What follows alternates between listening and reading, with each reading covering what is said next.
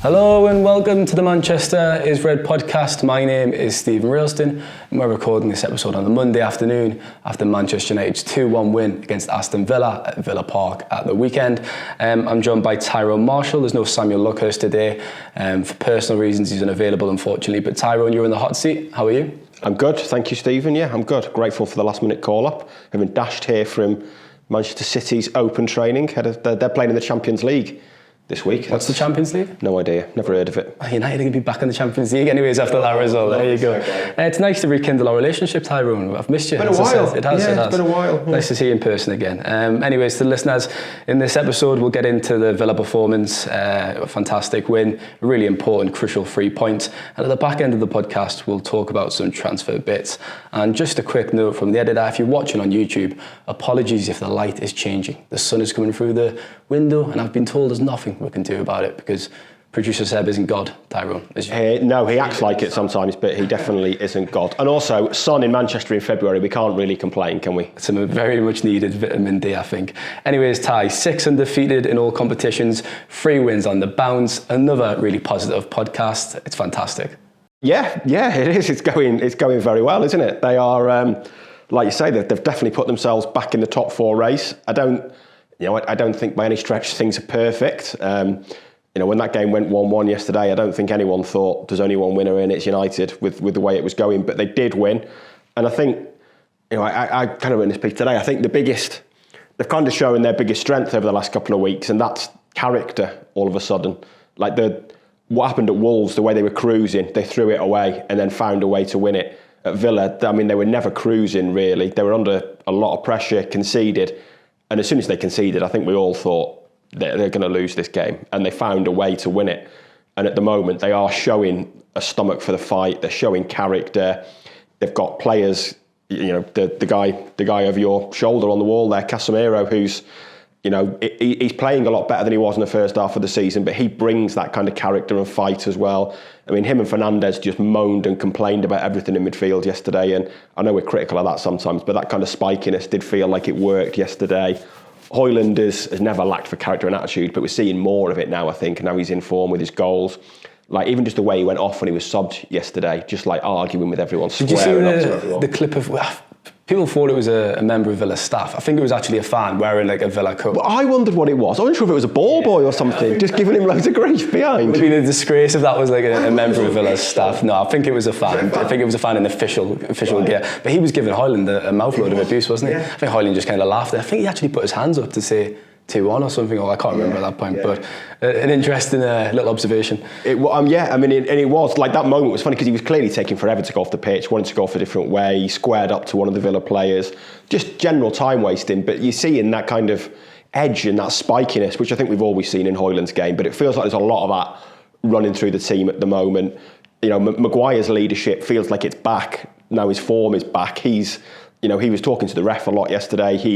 He was looking more like a captain than he did. I sent a jokey message during the game to Liam Corliss, actually, obviously formerly of them, and I said, Maguire's the de facto captain all of a sudden. That's what it felt like. It did, and it felt like he was more demonstrative then than he ever was when he was captain, and I think that's partly because he's got his confidence back. He's playing really, really well at the moment, and I think, I don't want to be negative from the get-go. I think there are still issues there that are concerning me, but the fact that they are showing this character and they're getting wins, and they've had, those 3 successive wins are against teams who at the time were rivals with them really. Wolves could have gone above them if they'd won. West Ham were above United. Villa still are above United, and they've beaten them all and found ways to win really in 2 of those games when it's felt like they'd kind of missed their chance. And I think Wolves and Villa are probably his 2 best away wins in Ten Hag's entire tenure. So there's definitely more momentum now than at any stage since the first weekend of the season. Is that the best away win of his tenure yet? Definitely. I mean, considering Villa are the best home team in the Premier League this season, very few teams have actually gone there and got a result. Have wobbled a little bit recently, but we'll not mention that. Goals ultimately decide the narrative. I mean, Villa could have scored, as you said themselves, so piling on the pressure, weren't they? I mean, coming in at half-time, it could have been 1-1. And it did feel like that goal was coming after the break. Obviously, Douglas Luiz equalised. And after that, I think that, like you said, I think we all thought Villa would get the goal, but it was United who did. Let's discuss the actual goal itself then. I mean, we've briefly touched on Hojlund, but we'll talk about McTominay first. There was kind of a speculative ball forward from Casemiro. And I just mentioned before we came on Kobbie Mainoo's involvement, which I think has probably went under the radar. His touch was actually, he took it inwards towards the goal, and a lot of players in that position might have panicked. And Douglas Luiz was standing up, but he kind of turned back out. I think there was an element of fortune with it, because it kind of went off Jacob Ramsey. But anyways, ball went to Diego Dalot. What a cross, Tyrone. A perfect cross. It was David Beckham-esque, wasn't it? And a powerful header from Scott McTominay, who does it again. I know. I think me and you were on the Brentford podcast in October when it was 2-1 and McTominay scored the brace. Yeah. Remarkable. Absolutely, yeah. And I mean, every time he plays, he's getting into some dangerous positions, McTominay, at the moment. And there's a few things within that. The substitutions that kind of happened at the same time when Bailey went off for Villa and Rashford went off for McTominay for United, they both kind of changed the game in that at that point the flow was all Villa attacking United, and Bailey was at the heart of a lot of it. He gave Lindelof a pretty horrible time, really. But it did feel like at that point Villa kind of started to settle for a draw. And I think both sides did, didn't they? Yeah, I think they both did a little bit, yeah. The tempo definitely dropped a bit. And I think that was mostly down to Villa, because it was Villa setting the tempo at that point. And it kind of felt like the game was there to be won for Villa. And it was almost like they made that change. And I don't know if they made that change with the intention of holding on, because you could see, Emery started to get a bit more agitated on the touchline at the way things were going, but the change didn't work for them. And even the change for United, you look at it and you think McTominay for Rashford is a defensive change, but we've seen what a threat McTominay can be in the final third. Well, you made the point, I think it was after that podcast, after the Brentford game, that Sir Alex Ferguson would have always made a role in his teams for someone like McTominay. And we talked about his merits in these attacking scenarios, coming late in the box. He's now got 7 league goals, and that's more, I think, than his last 3 seasons combined in the league. He scored 6 in his last 3 seasons, which he's in the form of his life, isn't he, in front of goal? Oh, really absolutely, yeah, absolutely. Scored a header at Wolves when he came on, scored a header at Villa now when he's come on. And a great person to have when you can name 9 subs these days, because as we've seen, he can come on and be an attacking threat. You can play him as a number 10, you can play him as a second striker to win headers, you can play him in really advanced areas. And although he's maybe not technically the best, what he is good at is finding space and positions to get shots away. And he's always been really good at kind of picking those moments and those runs to make around the area. Ten Hag says he can smell a goal, can't he? Yeah, he's used that word a few times. Yeah, you can definitely sense that he just knows where the ball's going to go and what position to be, and he's really good at finding that space. But we know he can probably come on and help shut a game down as well.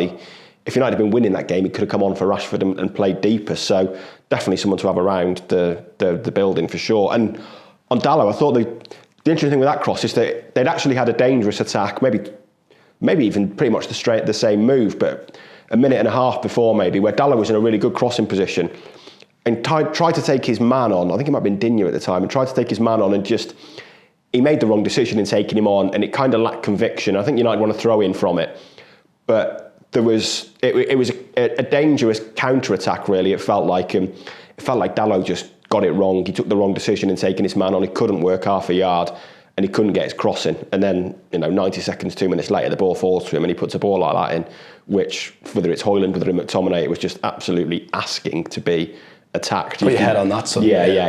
As a striker or a forward, your eyes would light up when a ball like that comes in. Obviously, we've talked about how many goals McTominay scored, but kind of the importance of those goals. His brace against Brentford in October, that was 2-1. Obviously, he scored both. He scored twice against Chelsea in December. That was 2-1 again. And then he scored a header, obviously, against Villa, 2-1 again. So that's 9 points. If you take away his 2 goals in both the games against Brentford and Chelsea, I mean, that's just 1 point, really, isn't it, from that run? So that's a huge difference. United are on 41 points now, and they're in 6th. I know football's not that simple, but if you took away those goals, because other players could have scored in those games. They could. But if they didn't, United would be sitting in 9th and they would be on 33 points. So, and considering this was a player who could have left in the summer and Ten Hag was open to selling, he's made such a difference. Yeah, absolutely. And, it is the case that some players just do score more important goals than others. It's always been the case that players...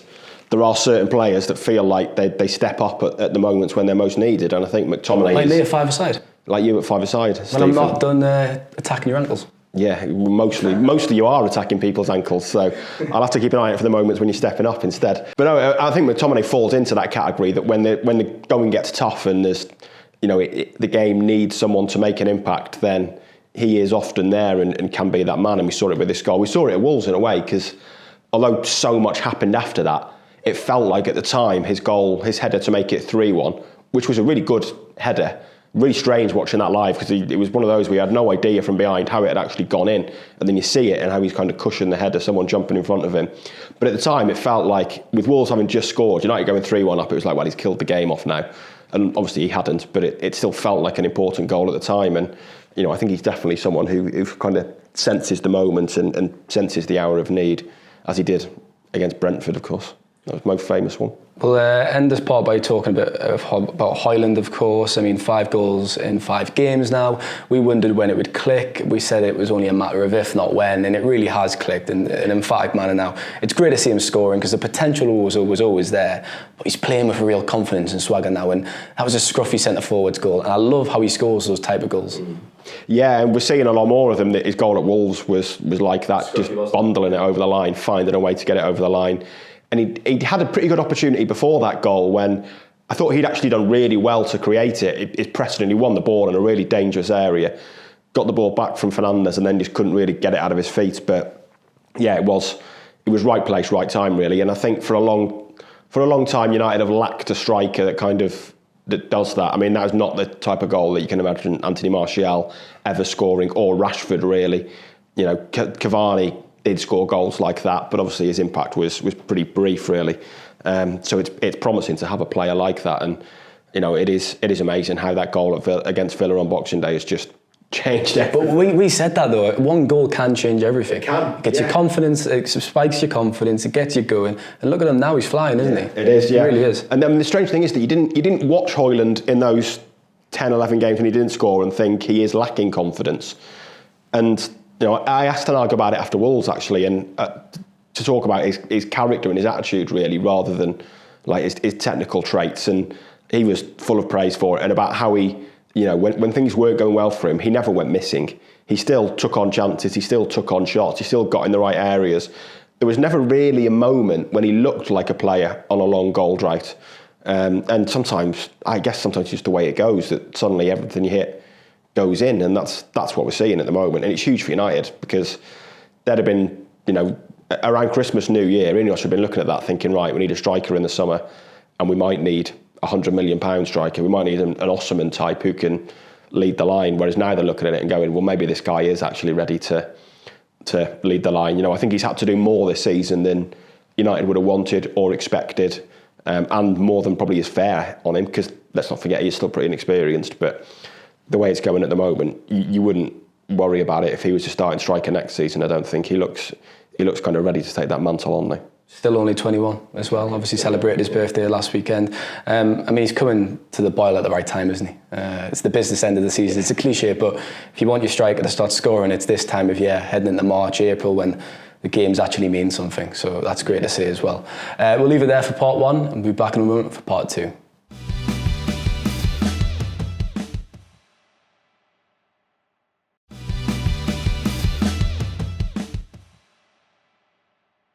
Welcome back to part 2 of the Manchester is Red podcast. Now, I think we'll have to give a mention to Harry Maguire as well, Tyrone. It was exceptional. Pardon me. Obviously, Lisandro Martinez has come out of the team with injury. He's expected to be sidelined for around 8 weeks. Maguire started on the left, Varane on the right. Obviously, Luke Shaw was at left back again. But Maguire just won absolutely everything in the air, didn't he? He was imperious, really, at both ends, defensively and attacking scenarios. And it was his header from the corner. I can't remember who was marking him from the corners. Kamara. And that was such a mismatch, wasn't it? Gary Neville wouldn't shut up about it on commentary, but it was a mismatch. And he won the header that Hojlund scored from. I just thought he was fantastic. Yeah, he was really good. Fantastic defensively. Just so few errors in his game at the moment. And we've spoken about it a couple of times on the podcast. I think he deserves so much praise for the way he's gone about things this season.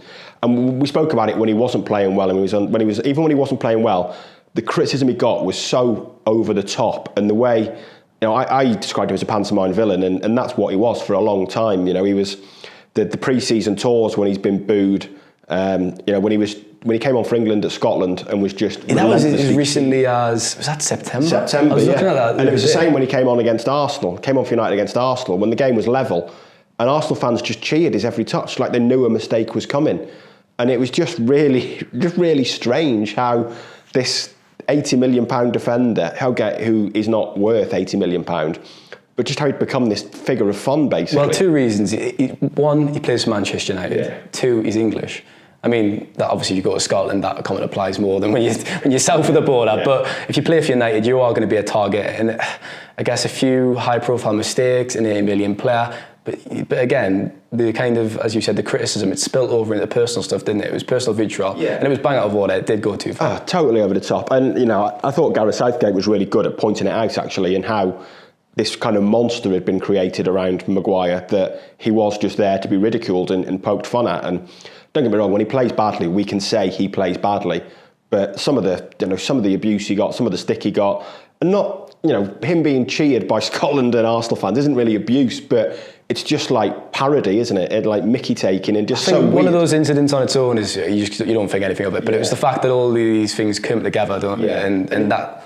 Yeah, a pantomime villain's the way. Pantomime villain is what it is, yeah. And it takes a player of immense character, I think, to get over that. And it would have been so easy for him in the summer just to say, like, right, this ain't working. I need to get out of being the centre of attention here and go and play for West Ham under the radar, where not every game is first or second on Match of the Day, and they might do 30 seconds on it and they're not talking about me. But he didn't. He stuck it out. He had belief that he'd win his place back, and he's been absolutely fantastic. And he did. You know, he was great again on Sunday. And me and Rich spoke on the podcast on Friday about how they'd missed Martinez, and especially kind of from an attacking sense, but it didn't really feel like they did miss him that much. It felt like United kind of covered for his absence pretty well. That's because of Luke Shaw, though, isn't it, as well? I mean, Maguire is a competent passer. I've always thought he's actually really good on the ball. Martinez is another level. He's just brilliant with the ball at his feet. But that's a nice little segue. We'll discuss Luke Shaw then. He came off with an injury at half-time. I think many people feared the worst. Ten Hag said in his post-match press conference it was just a precaution because of his injury history and record. Hopefully he'll be available for Luton at the weekend. But losing Martinez and then potentially Shaw picking up a little niggle, those two players are so key to how the team wants to build up and pass the ball. And it would be a massive blow to lose him, wouldn't it? Yeah, I thought it was noticeable second half how you could really see the difference. Yeah, how the play suffered by having four right-footed defenders, that it really did restrict their options playing from the back. And, you know, I think they looked okay without Martinez. I think the game probably suited them because there's less build-up play against Villa, because the way you get at Villa is by just going like that over the top and quick attacking them quickly. Back to front quickly. You don't take 30 passes against Villa to get yourselves in the right position. You win the ball and you go, especially with the front three United have got. So I think I don't think that was necessarily a game where we were really going to notice it.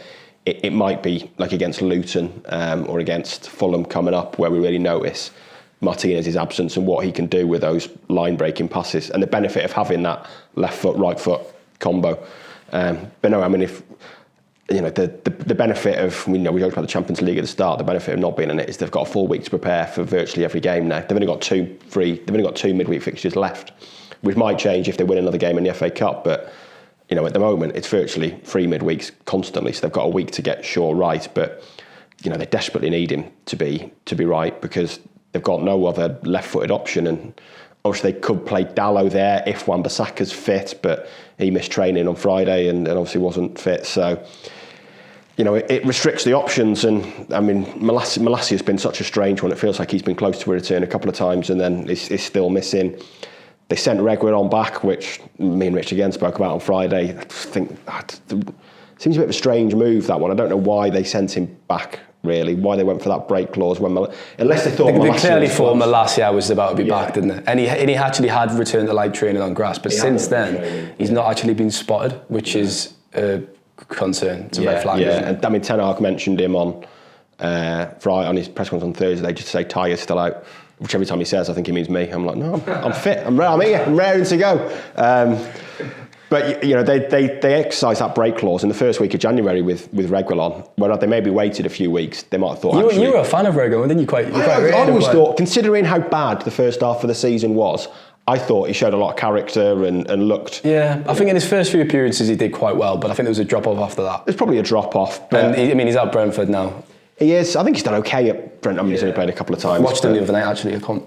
City? Yeah, that was it. Yeah, I just think... I mean, we don't know. If it's just a precaution, we're sure that hopefully he'll be fit. But having him now would also, as we mentioned on Friday, give Tenag the option of playing Shaw at centre-back and keeping that left-foot option in the build-up. But he is gone. It was 12 and out for Reguilon. He's done and dusted. So hopefully Malassi will be back at some point this season. Opposite side of full-back then, I think... I probably owe Dallo an apology. I said on this podcast last week. Down the camera. I kind of said Diego Dallo was a Europa League standard full-back. But that cross was not Europa League. That was Champions League, that cross. That was. It was Club World Cup. It was, in all seriousness, no. I mean, we've kind of discussed the battle with Wan-Bissaka at Lems, haven't we? I'm cautious I've just done the Frank Lampard thing there when I've went from laughing to serious in like a few seconds' time. But I think me, you and Rich, we've been edging into the Wan. Oh no, we have been in the Wan-Bissaka camp. And Samuel, out of the four of us, has been in the Dallo camp. And to be fair, Tyrone, 1 second, is between the four of us, I don't think... It's not been a huge sway either side. We've recognised both players' limitations and we all agree I think they need another right back. But Dallo has been really good since coming back into the team. And Wan-Bissaka's only had a 1-year extension, so it feels now that Wan-Bissaka is going to move away and Dallo is going to cement his position. Yeah, I think so. I mean, I'm going to edge myself out of the Wan-Bissaka camp there. I'm not sure I was ever fully in it. No, that's my point. I don't think any of us are fully... Do you know what I'm trying to say? I always said that that Dallo had the higher ceiling as a right back. He just hadn't been hitting it since the World Cup. And Wan-Bissaka, showed a fair bit of character to get back in the team last year and has done okay. But there's obvious differences between the two when it comes to Dallo going into midfield, which we've started to see a lot more since Casemiro and Martinez briefly was back. It was obvious against West Ham that Dallo and Wolves that Dallo was moving in field and playing that midfield role again. Is like I said, that's not a cross that Wan-Bissaka was ever going to deliver. So his limit attacking wise is a lot higher than Wan-Bissaka, and I think I always felt, maybe you can dig out an old podcast contradicting myself, but I'm pretty sure I always said that Dallo was the one I would keep and Wan-Bissaka the one I'd sell, and you sign another right back. But they have had, I think you said it's like a coin toss, hasn't it? And it has been. But I feel like now Dallo's come back into the team, I can't see Wan-Bissaka getting back in. Just because of the contract situation, the way Dallo's playing, I feel this is the last time now we're going to see a change at right back. Yeah. Because they've been flipping. The challenge for Dallo was to maintain this, because until the World Cup last year, he was probably United's best player, or one of their best players. Top 3 right backs in the Premier League, I think it's fair to say. Yeah, I think pre-World Cup, pre-World Cup. Yeah, pre-World Cup. He'd certainly made that position his own. He'd been one of the big winners under Ten Hag, and then it went like that, and it was gone for a while. This isn't like he's been this good all of this season. He's had struggles again this season, and he's hit a good patch of form now. He looks like the player everyone kind of knew he could be, but his challenge is to be producing this regularly, really. And if he is producing this, if this is now his level, then yeah, I think he's made that position his own. And the only way Wan-Bissaka gets back in is an injury or Dallo moves to the left. So discussed a lot of positives. I was going to give another shout out to Onana as well, because I thought he made a few important saves.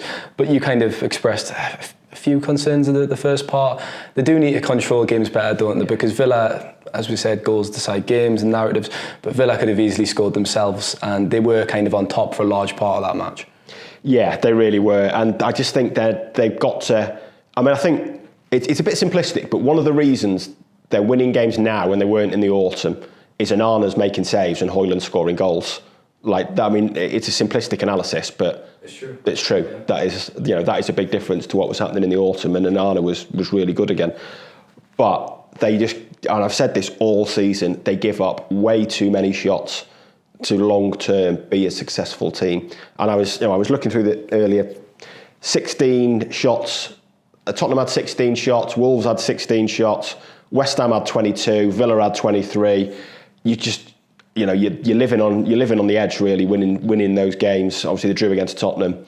West Ham we spoke about it last week, and that was a really clinical performance. But West Ham, from their 22 shots, you shouldn't be giving West Ham 22 shots at Old Trafford. Like, you shouldn't have been giving Wolves 23 on the opening weekend, and it's just happening too often. I was I was flicking through it before actually, and I know expected goals isn't for everyone's cup of tea, but Samuel's not here, so we can talk about it. Let's do the XG podcast. So I think it's the last 14 games. It's 12 or 14, can't exactly remember, but basically since the Everton game at Goodison, only one of those games, those 12 or 14 games, have United kept the opposition under an XG of 1, which feels pretty damning, really. Like if you look at all their top 4 rivals, I bet their record's a lot better than that. Like they're giving up teams too many chances, and yet it's brilliant. Onana's finding form now, but you can't rely on your keeper to bail you out every week.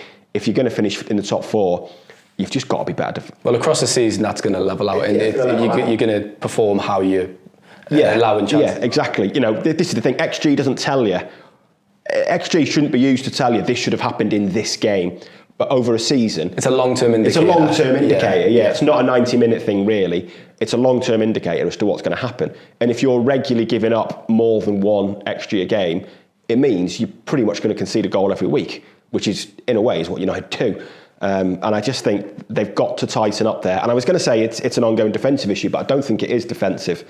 I think a lot of it's to do with midfield. I mean, the space John McGinn got at times yesterday was staggering, really. But they don't control games, that's my point. They don't have spells where they really dominate matches and you can really see them playing the ball around. I mean, there's been glimmers of that in the last few weeks now. Players have come back to fitness. But I mean, Pep Guardiola says that if you have possession, the opponent can't hurt you, can they? And that's the kind of, I guess, the approach you've got to have. And Villa had more of the ball.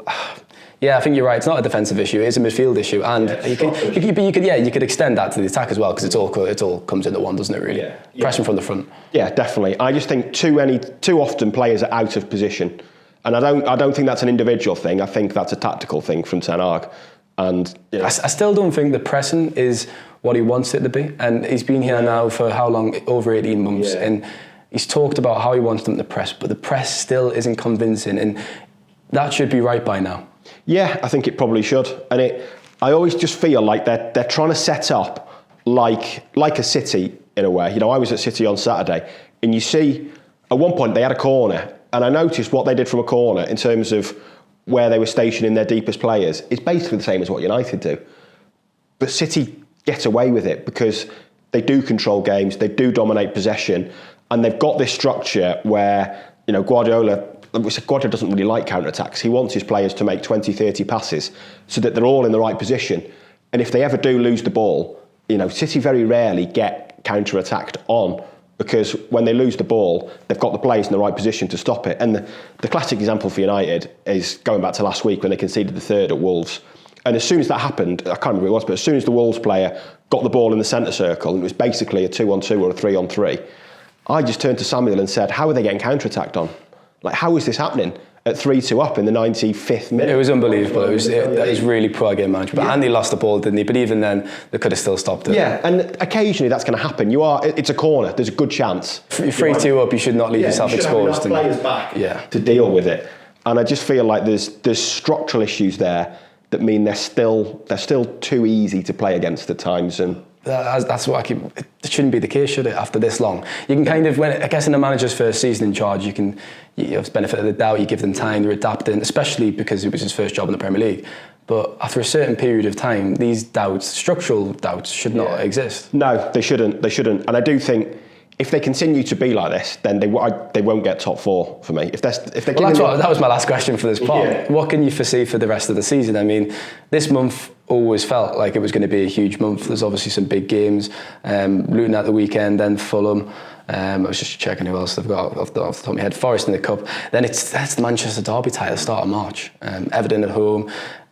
It's a big few weeks. It is a really big few weeks. But I think the encouraging thing is there is momentum now, and they are starting to peak, as I said, at the right time of the season. Yeah, I mean, there's things working in their favour. That momentum, that character I talked about before, that I feel is a major change from earlier in the season.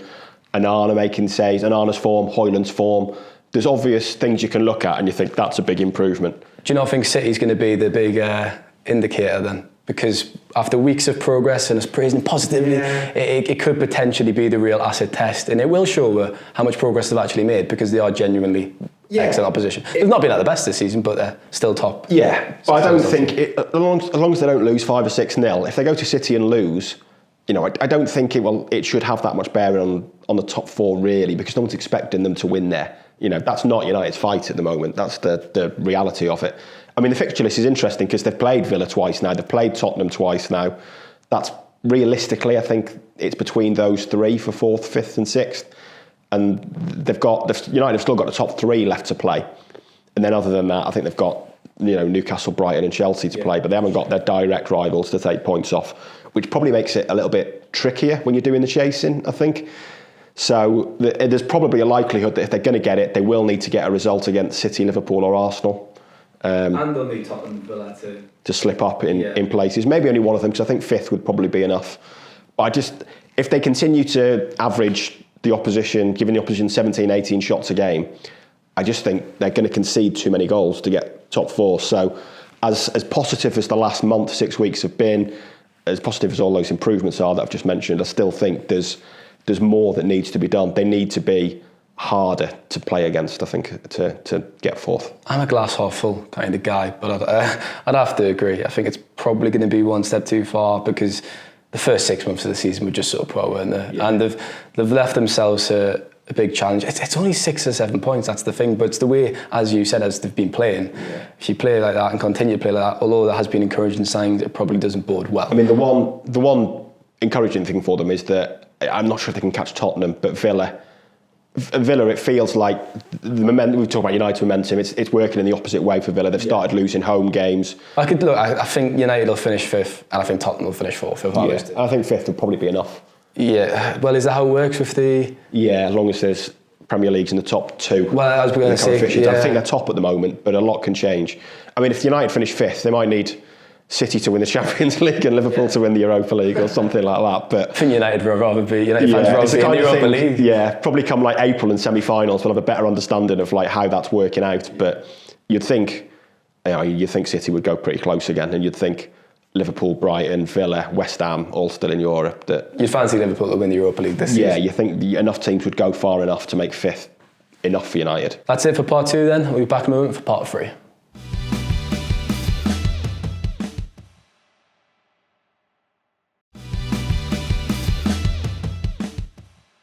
Welcome back to part 3 of the Manchester is Red podcast. Ty will get into some transfer bits here. Samuel wrote a line today about Bayer Leverkusen defenders Jeremy Frimpong and Edmund Tapsoba. Some interest from United. There has been some long-standing interest in Frimpong.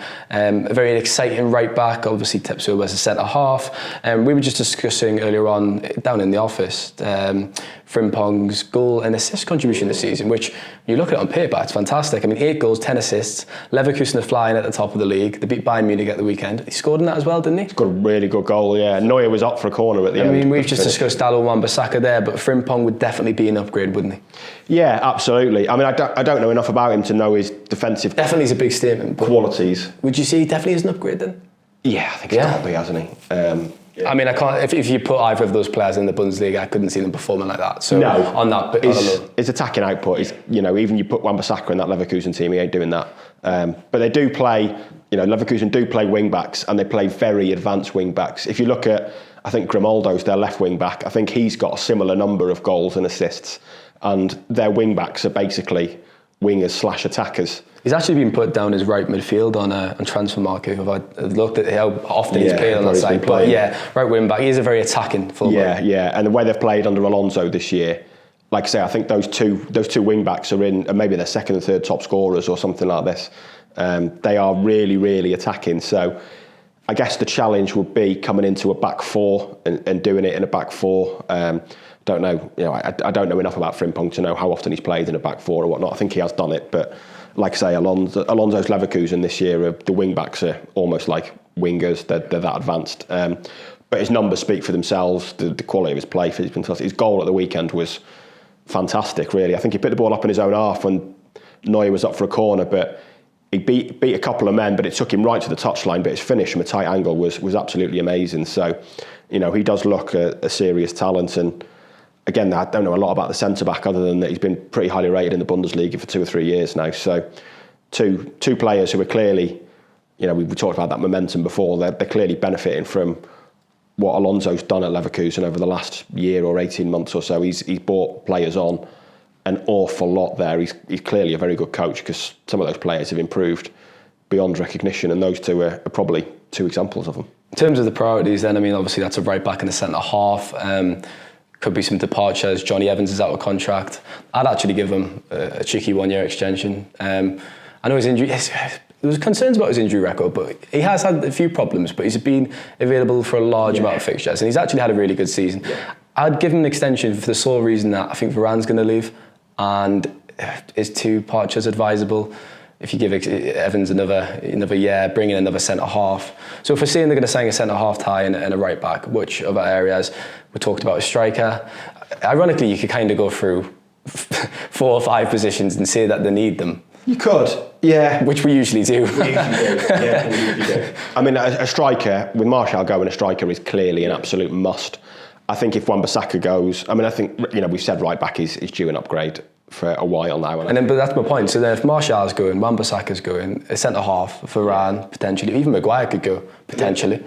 The centre-back issue is an interesting one because it depends on how many go. Because you look at that and Martinez is probably the only one guaranteed to stay. Maybe Maguire now. But there's always the possibility that if Maguire is told his 3rd or 4th choice, the calibre of clubs interested in him this year might be better. So maybe it seems an opportune moment for both parties. But Lindelof's been really reliable for United, but at some point, will they want an upgrade or will he want to go and play elsewhere? Varane, he's out of contract this summer. He's clearly not going to get a deal at United on the same money he's on. So it feels like there's a lot of road to run on that in terms of whether they can come to an agreement. But you'd expect at least one centre-back to go. So I guess it depends at centre-back how many leave, but it's almost like the hands are tied already, even months ahead of the summer transfer window. When we're discussing these departures from the squad, you're going to have to fill them. Yeah, you are. And we're talking about the Champions League. I asked Ten Hag in the Sunday section of his press conference on Thursday about this. We know how tight United are with the Premier League's financial rules. And earlier in January, Ten Hag made a pretty telling point when asked about signing a striker, and he was like, "I looked, and there is no money."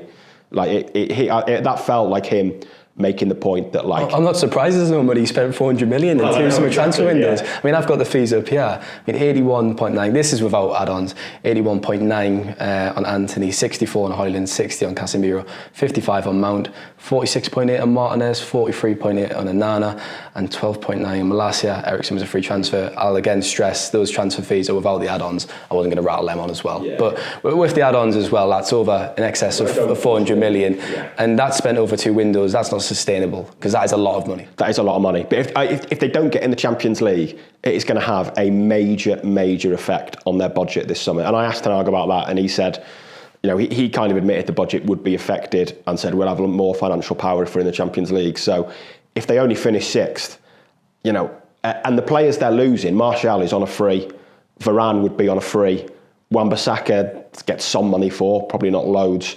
So I would worry for them and what they can actually do in the transfer window this summer. I think that they're really hoping Sevilla trigger Hannibal's 70 million permanent. I think they'd consider selling a McTominay or a Maguire just because, though, especially McTominay who's an academy graduate, or a Lindelof whose fee is all paid off now.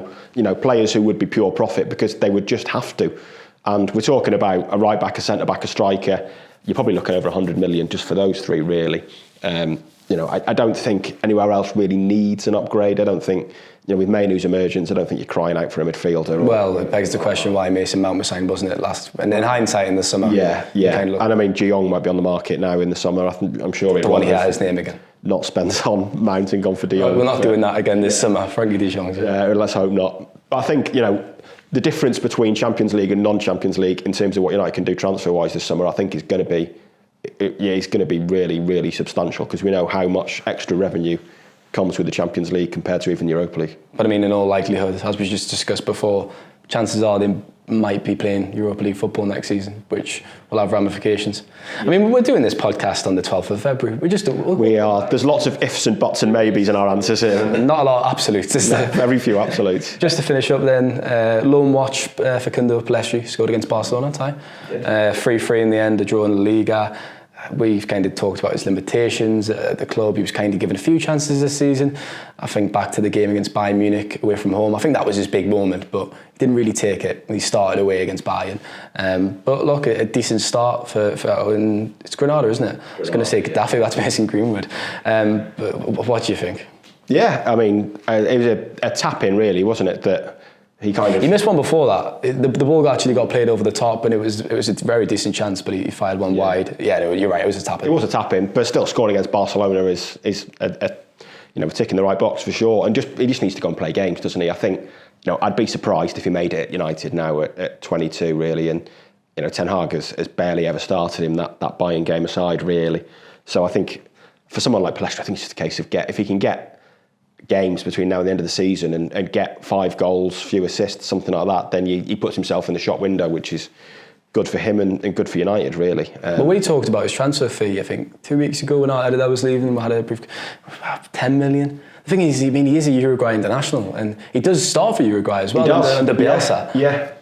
I mean, there's clearly a player there. Like I say, I've never watched him really for United and thought he's going to definitely make it. I think he's had his moment as an impact sub, and as a sub, there's a lot of games when he's come on as a sub, he has made a difference. But long term, I don't think he's ever looked a United player. But his stature and his skill set might be better suited to La Liga. The problem with selling to La Liga is that none of those clubs have got any money whatsoever. There's not much money around Europe at all. That's the thing. No, this is the challenge, isn't it? Yeah. Selling players abroad is really problematic at the moment. Like Van der Beek, I mean, Eintracht Frankfurt have got that option of Van der Beek. I can tell you now they ain't going to be taking it. I actually feel sorry for him. I mean, well, I know. Yeah, me and Samuel got into it a bit and discussed his poor start, but just I think 2 hours after that podcast finished, it emerged that he'd been omitted from their Conference League squad. And to be omitted from the Conference League squad after being there for a few weeks is so damning. It's a massive blow. I'm actually writing something on him for the weekend. Not that it's not been done. Book and verse. There's no new angle there, is there? We might as well talk about Ahmad quickly then before finishing the podcast. Now we've gotten to Palestri, because Palestri this is now his 3rd loan, and if you go on 3 loans away from a club, you're likely not to succeed, are you there? I think it's fair to say. Ahmad had 1, it was very successful. 2, as well. Rangers, but that was a failed stint. But his Sunderland spell was excellent. Ten Hag's made the decision to keep him for the rest of the season, but he's not getting a game. I think a few people would have expected to see him a bit more of him in the last few weeks, and it's just not happened. No, it's not. And I still, if Ten Hag is going to make a change down the right, either before game or in game, it's going to be Anthony, isn't it, coming on for Garnacho at the moment. It's difficult to see where Ahmad's games come, because United have got 14 league games left, of which everyone is a cup final, as Ten Hag described them last week. And I'm already sick of that, by the way. Oh, yeah, it's every answer, isn't it? I mean, every manager seems to be talking about how games are cup finals now. It's a little bit boring. So the Twitter account, it's Brian's gun, and they do the that'll be in that soon. That's probably already been done, to be fair.